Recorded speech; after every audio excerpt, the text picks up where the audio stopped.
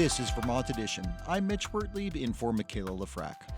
It's a tale that begins in the not-too-distant future, featuring elements of the present that feel unnervingly familiar. In Tim Weed's new novel, The Afterlife Project, the steady yet relatively slow-moving effects of a warming planet are speeded up by a cataclysmic event. 4 billion tons of methane gas deposits frozen under the Arctic Circle thaw out, released into Earth's atmosphere over the span of just a few months. The world's oceans turn acidic, and it's not long before society pretty much collapses into chaos. Oh, and that's before the hyper-pandemic hits. It's a good thing that Tim Weed has an uncanny ability to write beautiful prose, even when the things he's describing are downright horrific, because The Afterlife Project is not a book for the faint of pulse.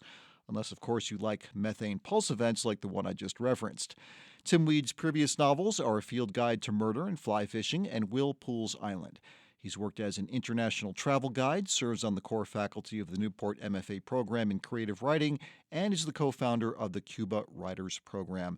He joins me now to talk about the Afterlife Project. Tim Weed, thank you so much for being here. Thanks for having me, Mitch. It's really great to be here. And listeners, you can join this conversation as well. Are you a fan of so-called climate fiction? Is there any speculative fiction you'd like to recommend that may tackle some of these same issues? Do you have questions for Tim Weed about his new book and whether it signals a warning here in the present about the sustainability of a viable future for humans on Earth? Give us a call at 1-800-639-2211. That number again is 800-639-2211. You can also send an email to vermontedition@vermontpublic.org. So, Tim, what prompted you to write a book that delves into the question of what might happen to the human race if an extreme climate change catastrophe took place? Well, so you mentioned that I have two previous books, and I was sort of casting around for a new novel project, and I wanted it to be about something big. I wanted it to be about, geological time and, the future of humanity. I mean, sort of really big themes. I had this ambition. And at the time, I was working for National Geographic. I was a traveling lecturer on their National Geographic expeditions programs, and I was in Tierra del Fuego. I was actually in a small expeditionary ship with about 150 other people. We were going from Ushuaia, Argentina, around Cape Horn, up through the Beagle Channel and the Straits of Magellan to Punta Arenas, Chile. And on this ship were some really interesting fellow passengers. One guy is the director of the Mauna Loa Observatory. He's an astrophysicist from the University of Hawaii. Wow. And another is a young paleoclimatologist from Princeton. So we were having these great conversations on board this ship as the wilderness of Tierra del Fuego sort of slid by out the windows, and I started to think, well, this is my novel, and so I asked. I was inspired by the fact that we were in this remote wilderness, first of all, but I asked the astrophysicist. I said, what do you think about the idea of one-way time travel into the deep future? He said, oh, yeah, that could be done. If you think about it, for interstellar travel, we're developing a system, or that it sort of could be developed very easily using quantum physics, and that we're not quite there with the technology, but general relativity. So he took out a napkin and started doing these equations, and he's like, yeah. So you'd need two spheres, and you need to have a quantum computer, and then you could basically, the time would go differently for the subject, and you'd send them into the future. And I was like, okay. Wow, you just gave me a major plot point for my novel. Exactly. This was permission to run. And then I had this paleoclimatologist there, and I was like, so what do you think the climate is going to be like 10,000 years into the future? And he said, well, because he's a paleoclimatologist, so he's studying the sort of concentrations of greenhouse gases in the past events and past geological eras. And he said, well, basically what we're producing, if in the next 200 to 300 years, we're going to burn through all of our fossil fuels, regardless of whether we, how fast that happens. And then after that, there's going to be a long process of sort of weathering out of these gases, weathering out of the system, maybe a couple 100,000 years. But in 10,000 years, that process will have begun. And so he was able to sort of say, well, this is what the climate would be like. And I was like, okay, this is so great. So this gave me permission to run, and that's sort of what inspired the novel. And climate change is one of those big issues that I wanted to talk about. So it is a huge existential question, and we're going to get into a little bit of that. But what I like when you mentioned quantum physics and this idea of one-way time travel, I mentioned climate fiction there. It's not just about that. There's so much going on in this book. Fans of science fiction will like it. I happen to be a fan of that myself. I like to watch Doctor Who. That's time travel where you can go back and forth all the time. But this notion about one-way time travel, getting someone about 10,000 years into the future, became important because in your book, humanity has lost the ability to reproduce. Yeah. So why are they sending this one scientist 10,000 years then into the future? What's the goal there? Well, it's interesting, Mitch, that when I was writing this, I didn't think it was science fiction. I don't know what story I was telling myself. My previous books are more sort of literary and historical. And I was like, well, I want to do a book that's about the future and that involves a lot of scientific research. And that's science fiction, but I didn't really tell myself that.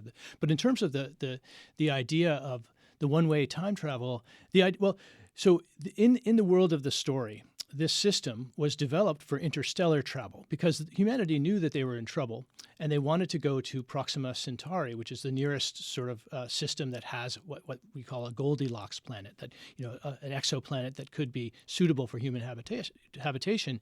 And so, but to get there would take 10,000 years, and you can't have a ship going through space for that long, supporting generations of human. It would be unimaginable to have a ship that big, right? So you have to think of some way to keep the human subjects alive. And so that's how it was developed. But then by the time, everything that you mentioned happened, humanity was in such trouble. Interstellar travel was way out of the question, but they still had this technology that they developed. So instead of putting it on a ship, an interstellar ship, they put it in a cave, which is sort of a stable geological system over in northern New Hampshire, and just turned it on and sent this guy into the future. The idea being that his job would be to find out if any humans are still alive, and potentially they could find another test subject to send and to start, in effect, to colonize the human future. So it's sort of like the Afterlife Project is the project of trying to see if there's a future for humanity. And in the present, of course, we are all dealing with issues surrounding climate change. And there are a couple of quotes that leapt out at me from this book. One I referenced in the billboards of today's show. It's spoken by Dr. Natalie Quist. She's one of the team of scientists who are trying to keep the human race literally alive. She says the long-term survival of life on Earth has never really been in doubt. It's the survival of Homo sapiens that has been in question. And the other line I wanted to reference comes much later in the story. It says, if the planet itself is a living organism, it has an immune system strong enough to rid itself of the species that has been assailing it. That, of course, is us. And what's true about both those quotes, Tim, is I've always felt that there's been kind of a faulty premise when we talk about the dangers of climate change. You so often hear the phrase, we've got to save the planet. The planet's going to be just fine. The planet can survive us. The question is, are we creating an environment so bad that humans won't be able to live on it? Is that a fair assessment? Yeah, I think that's a really fair assessment. And I also feel like that is one reason that sort of the process of researching and writing this book, maybe paradoxically, actually ended up making me feel more optimistic about things. Because it was this idea, and this is came out of these conversations with the paleoclimatologists and things that I read, that life on Earth is going to continue. It has continued through 5 major mass extinctions already in the 4.5 billion year history of this planet. So life is going to continue. It's going to continue to evolve. And so, we don't have to worry about that. We do have to worry about the human species, whether, are we going to be able to adapt, and also all of the species that we now share this planet with, and the incredible biodiversity we have, because we are at the beginning of a 6th mass extinction. And the problem is not that the concentrations of greenhouse gases are going to be worse than they were in the previous 5 mass extinctions, which were caused by concentrations of greenhouse gases, but just the fact that it's happening so quickly. On a geological time frame, it's happening just so quickly that the question is, are we going to have a chance to adapt? Are we going to have time to adapt? And are the species that we share this planet with now going to have time to adapt and to move? And many of them probably will not. Yeah, these are really big questions that the book tackles. Yeah. I mentioned that it can be difficult subject matter when you're talking about mass extinctions, the human race, the planet not looking very well. I wonder, though, because I thought that your writing style was actually quite beautiful, and it was oddly soothing to read these words that are scary, but in a style that kind of felt good. And I wonder if you could read a passage from the book. And this is a section. It's by we're hearing from the character Nicholas Hinman. This is the guy who's been sent 10,000 years into the future, as you said, who's trying to find out, is there any traces of the human race left? And he comes upon, he's kind of just woken up now, and he's looking out over the landscape. If you could read a little bit of what he's seeing there. Sure. The sun is veiled by a translucent scrim of overcast, and the surrounding topography has a three-dimensional look, somehow miniaturized, as if he could just reach out and trace the valleys and ridges with his fingertips. Stretching out in all directions is the old-growth forest, the tall crowns of dark-needled hemlocks and white pines standing out from the spring-green canopy of hardwood leaves. Tracing the bottom of a long valley to the west glints the snake-like ribbon of what they used to call the Connecticut River. A series of gentle ridge lines echoes off westward across what used to be Vermont, with the white blur of an approaching rainstorm obscuring the profiles of the more distant Green Mountains. This mountaintop has a 50-mile, 360-degree view, and you could make out no artificial clearings or other signs of human life. It's getting cold. Yeah, so, when you think about a future world 10,000 years from now that could be stark and difficult, that's one thing. And then when you hear, things like what used to be Vermont, what they used to call the Connecticut River. These are landmarks we know so well. There's an emotional sort of impact to that. Did you get feeling that even writing it? Yeah, I did. The book. It was an interesting process writing this book because it sort of came out. It was almost as if it were being dictated in a way. So it was something that was obviously coming from pretty deep. But I think that when you look at post-apocalyptic books in general, one of the major features that I've noticed in lots of post-apocalyptic books like Station 11 by Emily St. John Mandel and other books, The Road by Cormac McCarthy, is that there is a sort of longing. It's one of the features of the genre, if you will, that there's a sort of longing for what's been lost. And so that's one of the reasons I think books like this are so resonant with many readers, because you're sort of, this is what we still have, right. But in the future they've lost this. It makes you think about it in ways, perhaps seeing things differently now than you take for granted in a way. Yeah. We're speaking with Tim Weed. He is from Putney and the author of the new book, The Afterlife Project. If you have any questions for Tim about the book, or if you want to talk about any kind of climate or speculative or even science fiction of your own, give us a call at 800-639-2211. You can also send an email to Vermont Edition at vermontpublic.org. Briefly tell us, Tim, before we take a break here, about the cast of characters you came up with for the Centauri Project. As you referenced before, that's this name for the project to try to save humanity. Who are these people? What are they trying to do? So the head of the Centauri Project is Natalie Quist, who's one of the great minds of her generation. She's a physicist, and she's the one who actually developed the system that actually ends up sending the test subject into the future. But she's just sort of the leader of the program. Nicholas Hindman is a microbiologist who's the test subject. He ends up getting sent into the future in part because he's got this immunity, having spent much of his career working in volcanic regions. It's a long story, but he's developed this immunity to the microbe that's causing this loss of fertility. And then you have the ship's doctor who sort of narrates. Alejandra Morgan Ochoa, who narrates a section of the book from the year 2068. From the year 2068, where they're setting off on a sea voyage on a solar-powered sailboat in order to try to find another test subject. They're sort of following these wild rumors, and so she keeps the journal. And then Natalie's brother, Tolly Quist, is sort of a ne'er-do-well. He's the one who owns the yacht and is kind of he turns out to have a good heart. Spoiler alert, but he's kind of a ne'er-do-well. So you've got this cast of characters, and they are all setting out to. It's funny because they are able to communicate in a way with each other and the reader over this immense stretch of time, 10,000 years, and we're looking a little bit ahead into the future here. So there's all kinds of time jumping and things that go back and forth with this book. So it really keeps your attention in those ways.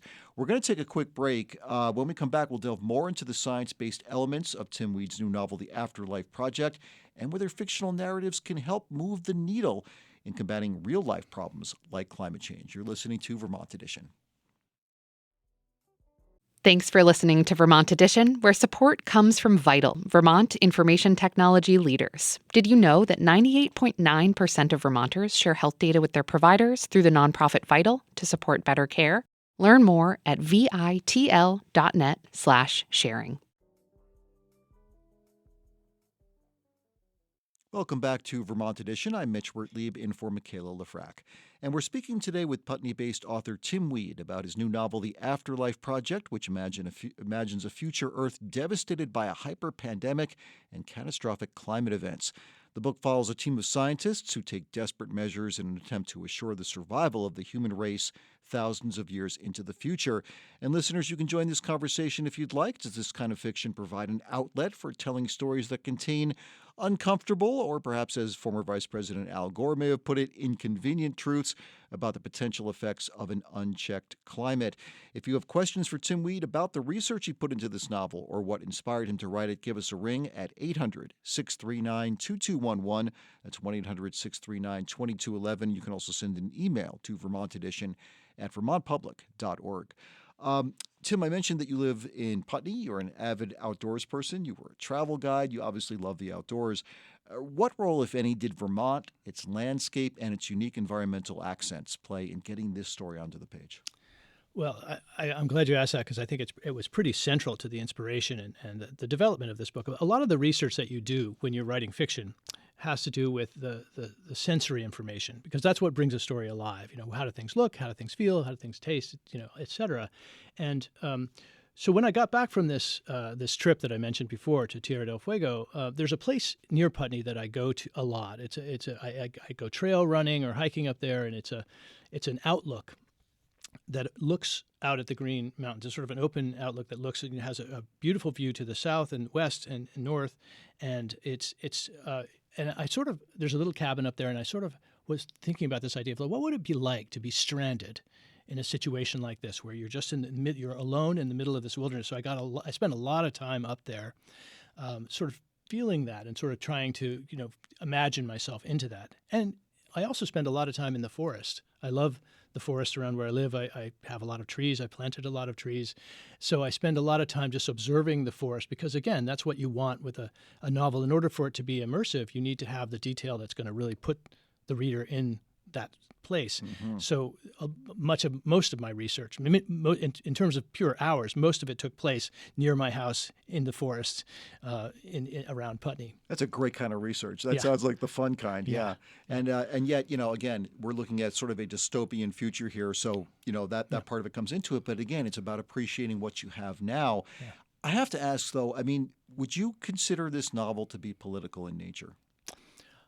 I suppose so, in that everything is political. I think, all art in some way is political. I didn't write this novel intending it to be a cautionary tale or with the hope of trying to convert any climate denialists out there. I wrote it because I'm a novelist and I wanted to write a story that was immersive and that was dealing with these big issues that were sort of in my mind, But what I was really trying to do was to create a good story. That was sort of my foremost thing. So I wasn't trying to. I didn't want to sort of preach or give a political message. However, I do think it's impossible to create art without it being somehow political. Especially when the subject matter is climate change. Yeah. And as you mentioned, there are climate deniers. There are folks who just do not believe the overwhelming scientific evidence that human-caused climate change is affecting the planet. Some of your characters in the book definitely have strong opinions about this. There are a lot of characters who say flat out, we've caused this. This is our fault. We screwed up here. How do you reconcile those characters' viewpoints of what humanity has sort of done to itself with this idea that, I'm not trying to make a political statement? No, I'm not trying to make a political statement, but I am trying to, one of the things so fiction is interesting because fiction is a lie. It's a lie. The reader knows it's a lie. The writer knows it's a lie. So it has to do a couple of things. It has to be immersive. It has to be entertaining. Mm-hmm. It has to kind of get up and dance on the page in a way. It has to be alive on the page. But it also has to get at some kind of deeper truth. It has to be truer than truth in a sense. And so my interest is in the truth, and that's what I think of as the truth. What those opinions that you just mentioned, those are my opinions, and it's not even opinions. I think that it's the scientific consensus. So I was trying to get at the truth in terms of that. I find it so interesting that you say, of course, you're absolutely right that your first job as a fiction writer is to write an entertaining book. You want people to read it and get immersed in and love the story. But there is that sense that I got reading the book, like, if people could just read this and see what, it's at stake here, what we could all lose. you almost wish that this is a book you could give somebody and say, look, if you're in denial about climate change, just read this. In your sort of fantasy view, is that something you'd love to see happen? Yes, of course. I mean, I don't think that. I do think that fiction can move the needle, actually, but not directly. I mean, I think that what's interesting is because we're a species. One of the things that may set us apart from other animals is our attraction for narrative. The fact that everything is narrative. Narrative is so important to us.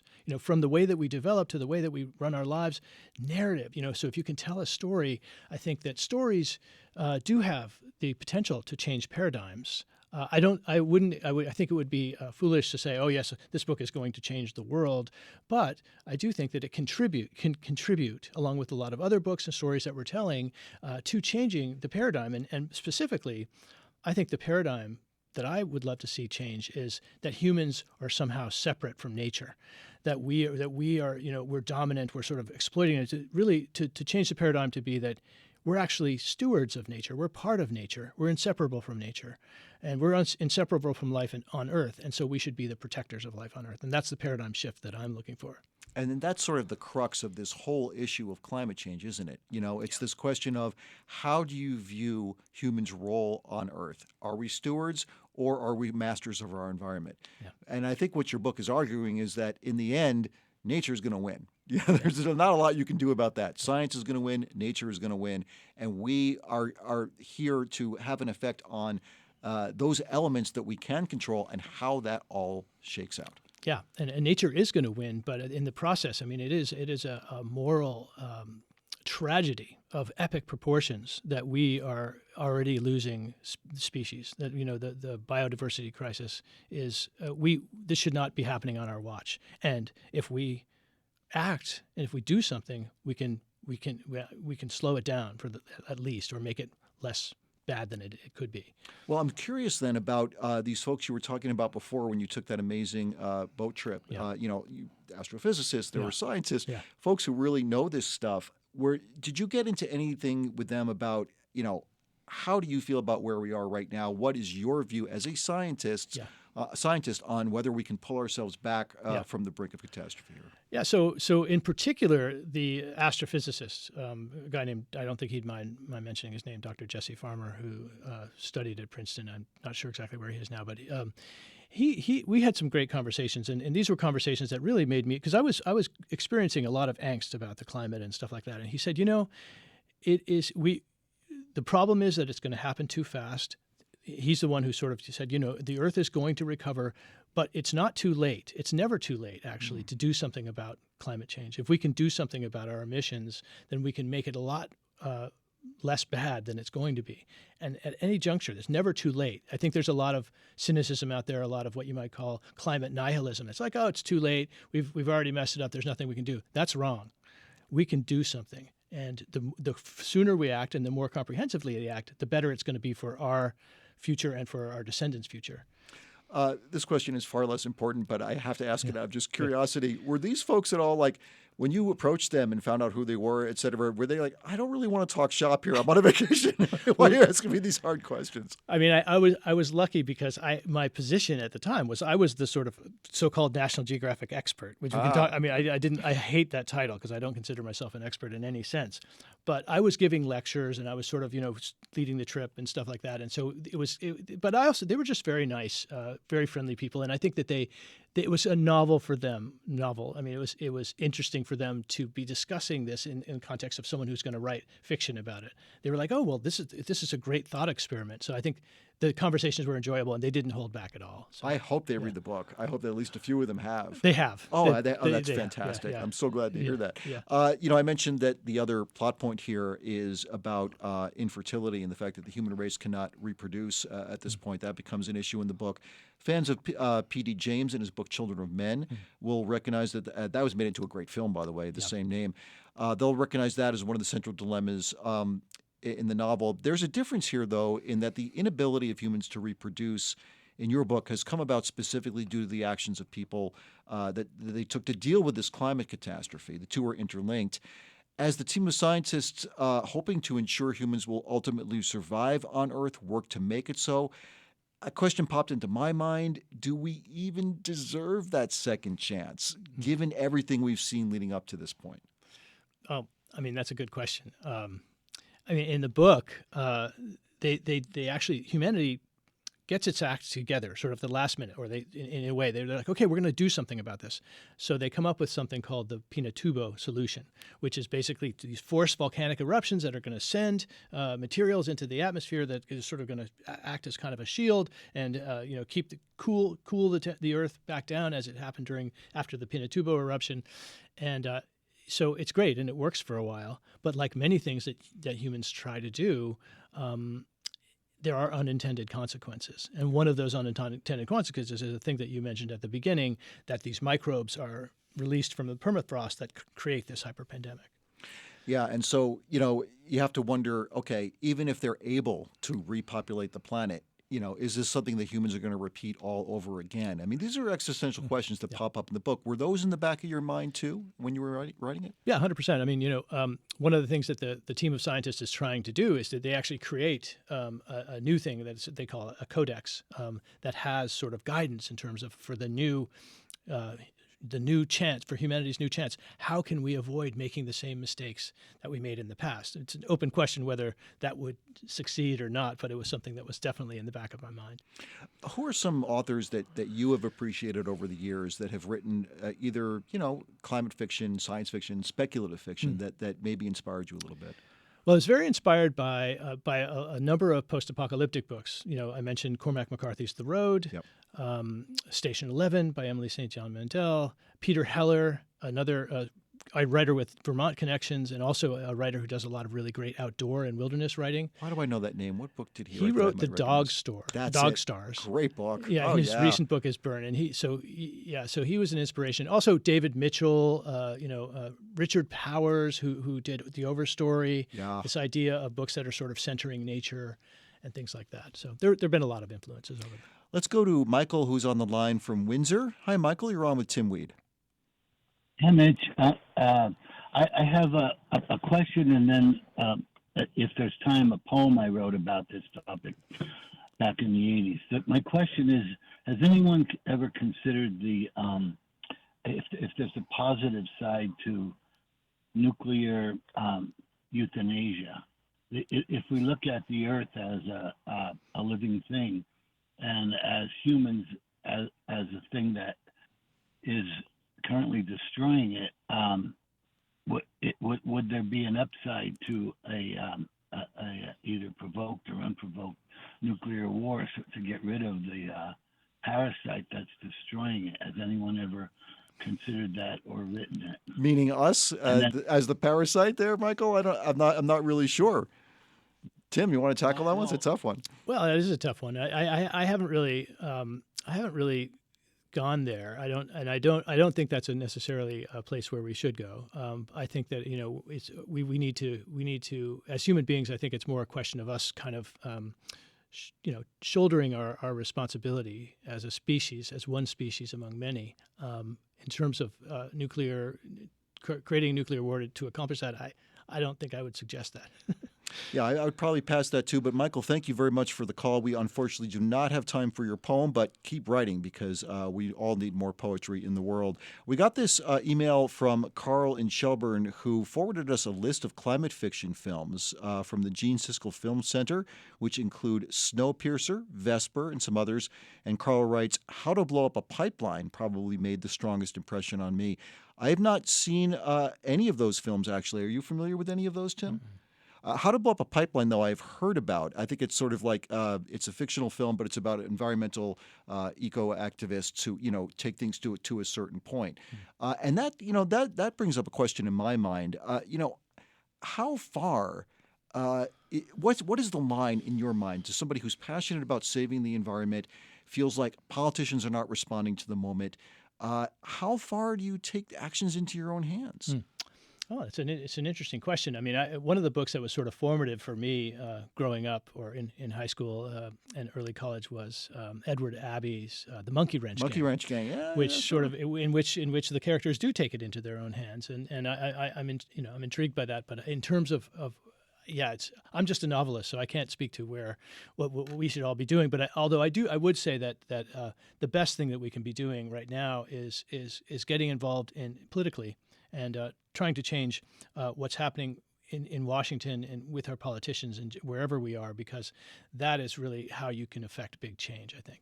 That anticipated my actual next question, Tim. I mean, what in your view can ordinary people do now to make sure that climate change is not ignored by political leaders, and is dealt with in a serious way to avoid a potentially devastating future?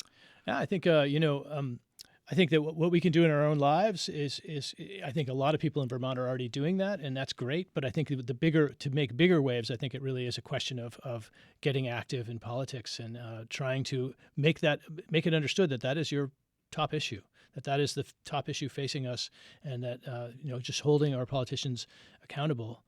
But I would also say that as a novelist, and I can speak to this with a little bit more authority, is that telling stories, whether they're storytelling is how we as humans advance. It's how things change. So whether you don't have to be writing a novel, maybe it's writing a song or just telling friends, or just storytelling about climate is something that is really important. Yeah, I think about younger people, and you and I are of a certain age. We're among the same cohort, but I have a daughter who is 16. She's of Generation Z, and they're aware of what's going on. They talk about this stuff. They're not just buried in their phones looking at Instagram. How do you feel about the younger generation, their relationship to a changing climate, and do you feel hopeful that perhaps they understand the moment we're in, and once they become, let's say, voting age, they can do something about it? I do, actually. I've worked with a lot of students throughout my career, and I have a lot of faith in this younger generation.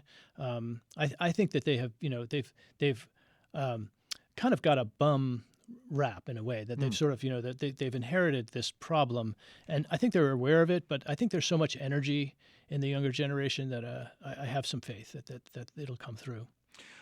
Books like yours, again, the power of story, the power of narrative, I think has such a greater effect than, let's say, just statistics, which, are great. We need them. We need facts.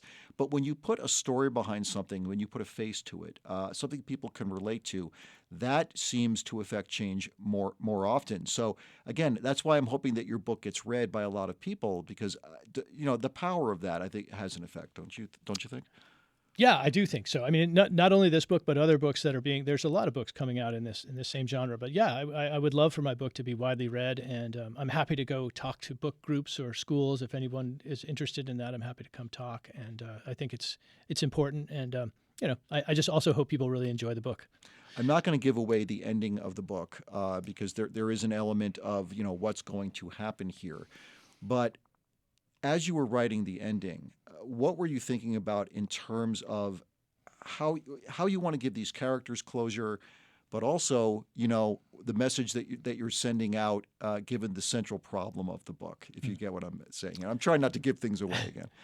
Yeah, it is important for a novel to have closure and emotional closure, and so I was thinking about that. But I was also thinking about the big lessons that I took out of sort of researching and writing the book, and those are again this idea that humanity is not separate from nature, that we're part of it, and we're part of this incredible, amazing story of life on Earth that's gone on for 4.5 billion years. And so that's the message. It's sort of like here's what we have now. So in the book, they've lost what we currently listening and reading have. So let's hopefully take some action to try and keep what we have and preserve what we have. And there's a love story going on here too. Yeah. I think that's another part that we haven't even really got to here. You're able to bring about the humanity with these characters. They feel a kind of closeness to each other and an affinity for what they're both trying to do. And I'm wondering about, are these characters at all based on people that you've known and loved in your life? So it's interesting with fiction. People that are always like, oh, that's me in the book, or maybe they don't say that, but maybe they're thinking that. But that's not. It's not possible to take someone from life and recreate them in fiction. But you can be inspired by people, and so yes, some of these characters, and particularly Natalie Quist, was inspired by my grandmother, who was a person who was very important to me, and just a real force of nature. And others, I think all of the characters, in a way, they come from the writer. But yeah, so I took different elements of people that I've known and created these new characters. I think that's a lovely thing to have your grandmother in some ways influencing this character, who, by the way, is the daughter of sort of a tech tycoon here. Yeah. So, again, you're taking little elements of like, sort of the tech bro culture that we're in now, and yet she sort of goes against the grain of that. And I have to imagine that you had some real life folks in mind as you were writing some of these characters. Yeah, and maybe it's a sign that things can come around. Things look really bad right now, but maybe things will come around and start to get better. Ultimately, Tim, what do you hope people take away from this book? Well, I hope that they enjoy it and they feel that it's sort of they've gone on an emotional journey. With all of my books, and this one too, I really try to create a sense of topographical awareness of the fact that we are, we're part of nature and sort of embody that in the writing that so encourage people, because a lot of people live in cities and they don't get out into nature as we do here in Vermont, but to sort of understand that this is all right here. All of this beautiful stuff is all right here in our world, and we're part of it. That would be a great thing for them to take away. And that ultimately we actually do have a chance to save it. Yeah, exactly. Yeah, and it's kind of up to us. Yeah, it is. Tim Weed lives in Putney. He is the author of the new novel, The Afterlife Project. I want to thank you so much for taking the time to speak with us today. Thank you so much, Mitch. It was a total pleasure. And we have to take one more quick break. When we come back, a sense of isolation doesn't have to be as extreme as being the last living person on Earth. If you want just a bit of temporary separation from the clutter and clamor of everyday life, we've got some great recommendations for remote hikes in some beautiful out-of-the-way places in Vermont. We'll hear what they are when we speak with the Recreation Program Manager for the Department of Forest, Parks, and Recreation, Claire Polfus. That's coming up next. You're listening to Vermont Edition. Welcome back to Vermont Edition. I'm Mitch Wertlieb in for Michaela Lefrak. We're getting into that time of year when Vermonters love to get out in the woods, able to enjoy the wilderness around them without needing layers of protection against the harsh winds of winter. But more people out on the trails means more foot traffic. And while you're not likely to feel as if you're in the crush of a crowd during rush hour, those seeking a sense of remoteness and isolation for a few hours would probably appreciate a few tips on where to find less trodden ground. Well, to help us out with that today is Claire Polfus, a Recreation Program Manager for the Department of Forest, Parks, and Recreation. Claire, thank you so much for being with us today. Thanks so much for having me, Mitch. So let's start with some hiking trails that maybe don't get as much love or attention as others. They may be off the beaten path a bit, if you will. What are some places you might suggest? Yeah, thanks. In Vermont, we're so lucky to have such a variety of hiking experience available to us all across the state. One trail that really stands out for a remote experience is the Kingdom Heritage Trail. That goes from Island Pond all the way up to Lewis Pond in the National Wildlife Refuge, the Silvio Conti. And it goes across multiple summits, lots of viewpoints, really big woods, maybe a couple moose. Huh. And there's also multiple side trails. So it's 20 miles long. So that's a big day for anyone. But you can also just cut off small parts and just do a 2-mile section or a 5-mile section. I'm glad you mentioned that because, people have different abilities to hike, really steep trails or long trails, as you said. But this one, it sounds like you can do piecemeal a little bit if you have to. Claire, Vermonters can play their cards pretty close to the chest when it comes to things like, say, a secret swimming hole spot. Have you found this to be the same when it comes to hiking trails? Sure, everyone has their own favorites, and they visit them when on the times that they like to visit them. So if they like it a little busier, like seeing their community out enjoying the outdoors, maybe they'll go out on the weekends. But if you want a more solo experience, you might visit your favorite local hiking trail during the week and maybe not see nearly as many people. One of the things we hear a lot about from trail officials, especially during mud season, is how sensitive, the trails can be. And while we want to let people know about, some really cool places like you just mentioned the Kingdom Heritage Trail and others, there's that caution, too, about treating the trail carefully. What should people know about, things to do or not to do on a trail? Yeah, totally. Trails are designed by the people who manage them and maintain them, whether they're professionals with our department or other organizations across the state or volunteers, and they're designed for people to use them. And so we really recommend using the trails how they're meant to be used, staying on the trails following the directions of the signs. And there's a really great set of principles called the Leave No Trace set of principles for reducing your impact when you're outside. And it's 7 principles, and they just go through some recommendations for how to be less impactful on the natural environment and on the people that share the trail with you. You know, one of my favorite things to come upon during a hike is a gorgeous waterfall, and many people want to see them. What are some trails you can, and I have another question follow up to this one, but what are some trails that you can mention that may sort of let out into really a gorgeous waterfall you can see? Yeah, I think that water is, especially on beautiful days like today when it's sunny and warm, people really like to go find water. And many waterfalls are really quite busy, but there are some, off like more remote trails. And there's also some really great remote ponds, like Oh, Kettle yeah. Pond in Groton State Forest. There's a 3-mile loop trail along there. And it starts with an ADA accessible trail. So people who may not be able to hike on the more narrow trails can get out to a viewpoint over the pond. And then if you want to go further, you can circumnavigate the pond and maybe take a quick dip somewhere too. Oh, that sounds lovely. One of my favorite is Sterling Pond. Years ago, I was out there. It's just gorgeous. There are just so many places to go out and explore. And I guess you could also just go out and try to find some places on your own. You don't need to necessarily have a specific destination in mind, right?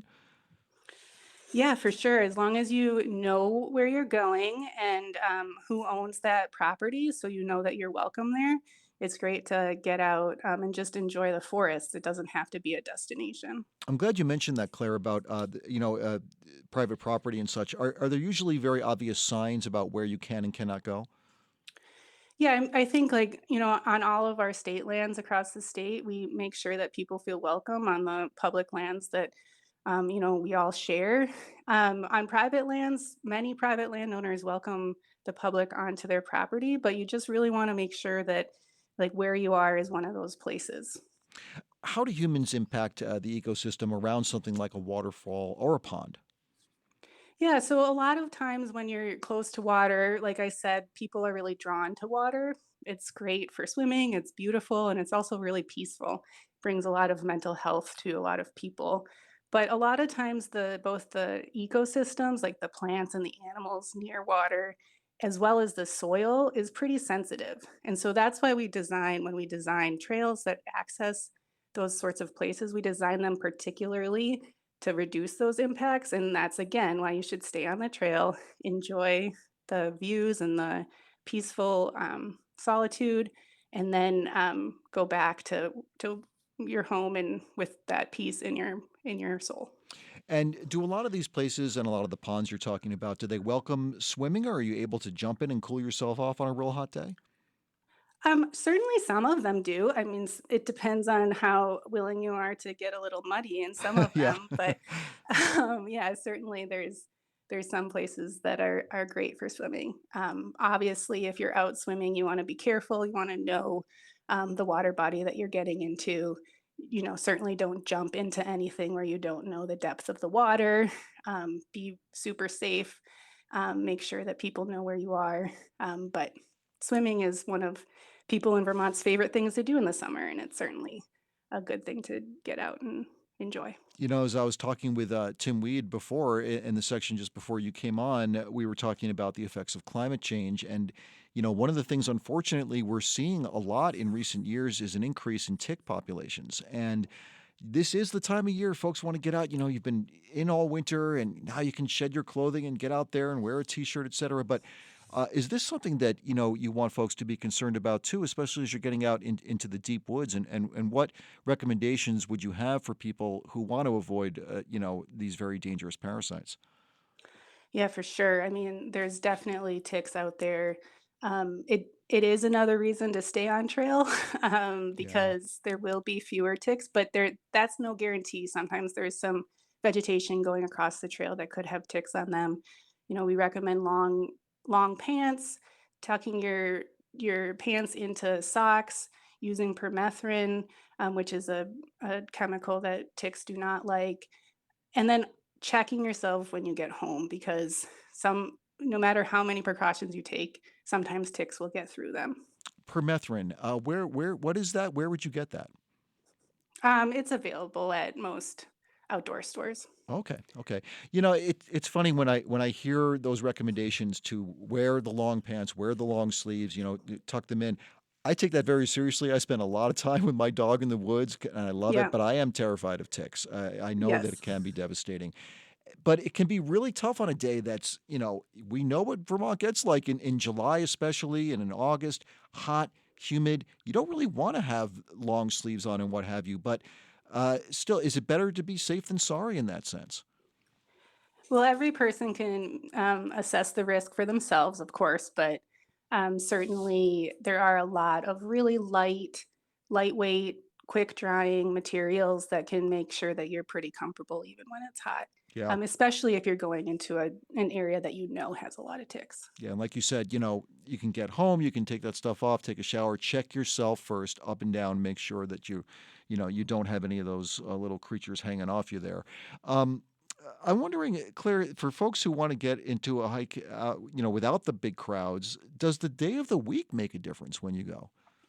For sure. Many of our trails on state lands are much busier on the weekends. That's when people can go outside, right? And so, um, really getting, if you have the chance and you're looking for a more remote experience, getting out during the week, even on some of our more popular hiking trails, you can find solitude. And what about like time of day? Does that make a difference at all?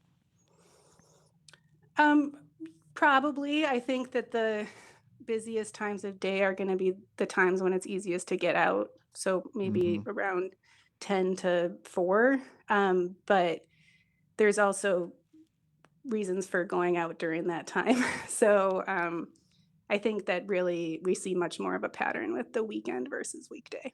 In the couple of minutes that we have left here, Claire, tell me about some more sort of like hidden gem trails that you don't mind revealing over the air here. Sure.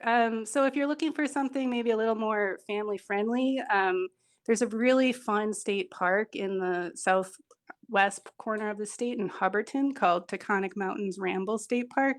It starts off, you get these beautiful views over an old field. There's a fun water ball area that the former owners created. And then you can Oh, get out wow. into the woods and get some really, really great views over the Taconics. And it's a pretty off the beaten trail kind of park. There's not usually that many people there, and it's just really fun for families and just like for a short 1 or 2 mile hike. That Um, sounds that's great. that's a really fun one. Yeah, I really like that. Um, Wheeler Mountain in Sutton, is that another one? yeah, so Wheeler Mountain is on the west side of Willoughby State Forest, and so Willoughby gets, a lot of use for swimming, for hiking over on Mount Pisgah, but Wheeler is definitely on the less busy side of the forest, and you get beautiful views over the lake and over the other mountains in that area. Really cool cliff features and a really maybe half day sort of hike. That sounds really nice. And of course, I love Lake Willoughby. So beautiful up there. What about any? I have to imagine someone like you. I sort of assume that you've hiked everywhere. You've done every trail, but that's probably not true. Are there any that are on your summer bucket list that you'd love to be at that you haven't been to yet? Yeah, for sure. So I live in the Northeast Kingdom, and I think, you know, I love visiting the mountains in Willoughby or closer to my home in Sheffield. But I also, on my bucket list, is getting out to other parts of Vermont. And one of the areas I'd like to explore more is the Moosalamoo National Recreation Area. Hmm. There's a lot of remote ponds in that area, and you really feel like you're in the forest, and so that's on my list for the summer. Have you ever seen? You mentioned before that you might be able to see a moose. You never know. Have you ever seen a moose Mhm. out hiking? I have. Oh, I'm so jealous. How was Yeah. that experience? What was that like? Well, I was in Maine, not in Vermont, but, I surprised her and she surprised me, and I screamed and she probably screamed in her own moose way and ran away, so It was quite surprising. I'm glad that all worked out well and nobody got Yes. hurt. Thank you so much for sharing your expertise on this. Claire Polfus with the Department of Parks, Forests, and Recreation. Thank you so much for the time. I really appreciate it. Thank you, Mitch. And that's it for today. As always, you can weigh in on our show or pitch us ideas by emailing vermontedition@vermontpublic.org. You can find us as well on Instagram. Today's show was directed by Aaliyah Papes. John Ahrens is our managing producer. Andrea Lorien and Daniela Fierro are our producers. Our intern and today's call screener is Kylie Canuxarol. And our theme music is by Myra Flynn. I'm Mitch Wertlieb in for Michaela Lefrak. Thank you so much for listening, and we'll catch up again soon.